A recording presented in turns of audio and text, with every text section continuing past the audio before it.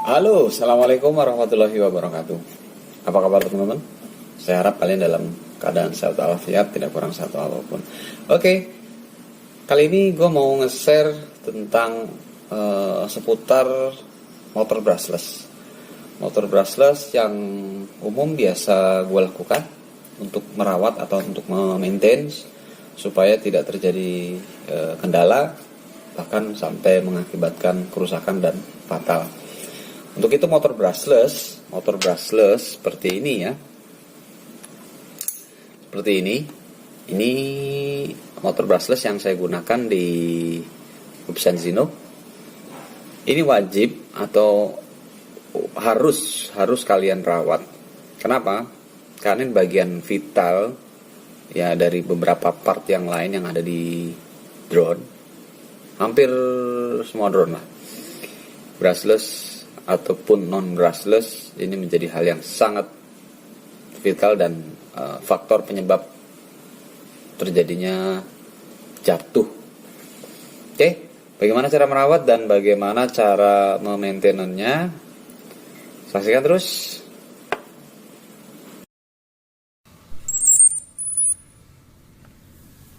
Ya, di sini ada salah satu motor yang sudah saya copot, di mana motor ini memiliki kendala dia agak spelong ya atau bergetar. Oke, ini sudah saya copot dari ESC nya di drone. Nah, hasilnya seperti ini.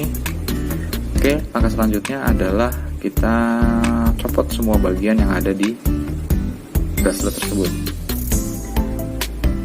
Saya perlihatkan ini ada pin.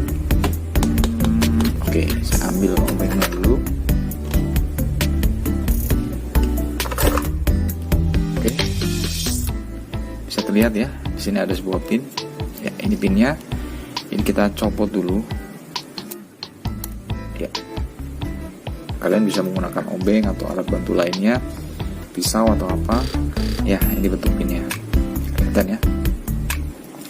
Setelah tercopot, kalian bisa mencabut. Ada ringnya kita ambil dulu nanti supaya tidak menghalangi. Ya, kecil sekali ya. Usahakan bagian-bagian ini jangan terpisah atau dibiasakan ditaruh dalam satu media atau di tempat ya, yang penting jangan sampai hilang aja bagian-bagiannya. Oke, ya bagian ini sudah terlepas.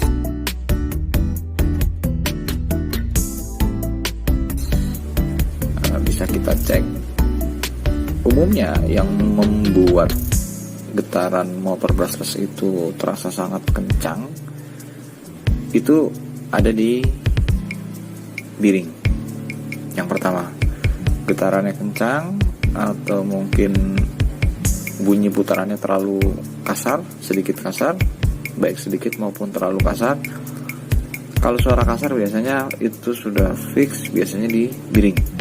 Tapi ada faktor lain, karena mungkin kasus bekas crash, jatuh dan terbentur dengan benda-benda lain, ini bisa menyebabkan spelling ya kalau dibilang. Kalau menurut saya ketidakseimbangan atau tidak balancing, apa yang saya sebut spelling, itu terletak di as dan juga magnetik rumahnya ini ya, rumahnya brushless ini. Oke, metodenya seperti apa? Saya melakukan hal yang menurut saya ini yang sederhana. Ya, ini alat yang saya buat dengan seada-adanya. Tetapi mudah-mudahan ini bisa menjadi salah satu alternatif ya. Buat saya sih ini salah satu alternatif penolong. Saya tidak menginfokan ini menjadi hal yang akurat.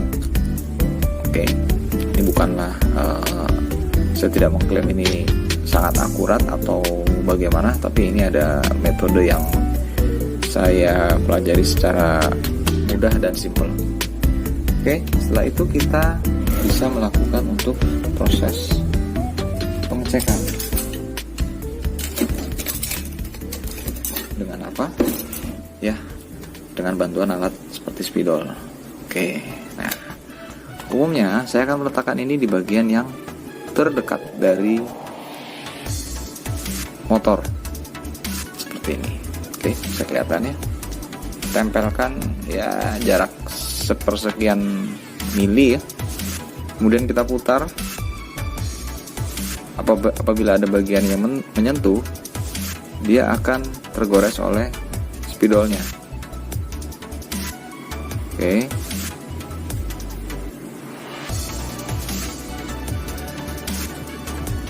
Ini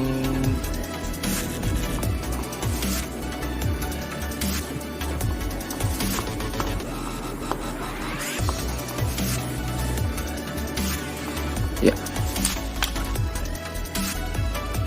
Di sini terlihat ya, tapi tidak terlihat jelas. Tapi secara kasat mata masih terlihat, tapi mungkin di lensa kamera nggak terlalu jelas. Intinya di sini akan meninggalkan bekas seperti ini, mungkin bisa terlihat bekas goresan spidolnya. Nah, setelah didapat goresan spidol tadi, ini dapat kita lakukan secara manual dengan memukul ya, memukul bagian ini secara perlahan. Silahkan bebas dengan menggunakan apa. Kalau saya biasanya menggunakan tang seperti ini, tapi yang saya gunakan ininya, karetnya, bukan yang bagian kerasnya ya, karetnya. Saya pukul-pukul ya.